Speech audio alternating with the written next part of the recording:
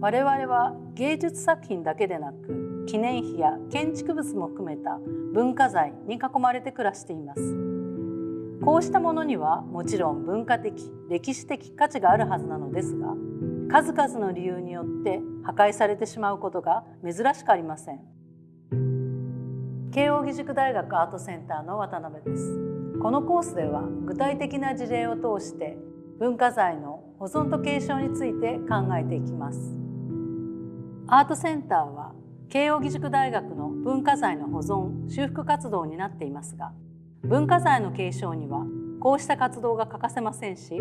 さらに価値の共有も進めていく必要があります。どれほど価値のある文化財もこのような活動なしに継承されることは難しいということを、今私のいるかつて野口ルームと呼ばれた空間を例に、アートセンターの新倉さん、桐島さんにガイドしてもらいながら考えていきましょう。野口ルームはかつて三田キャンパスにあった研究室が入る建物の談話スペースです。これは彫刻家の勇野口と建築家の谷口義郎のコラボレーションによって成立しているだけでなく、建築、彫刻、庭園が相互に関連しながら成立する空間芸術でした。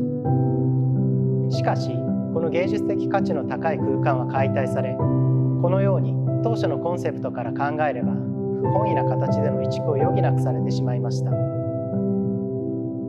かつて野口ルームと呼ばれた空間はもうオリジナルの姿をとどめてはいませんが、勇野口による家具や内装などそのままの形で残されているものもあり、それらの芸術的な価値はまだ失われていません。それでは旧野口ルームとなってしまったこの現在の建築空間をどのように活用し、教育に生かしていくことができるのでしょうか。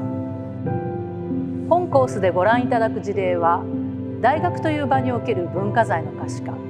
そして建築文化財の保存と活用を考える方にとって有益な教材となるはずです。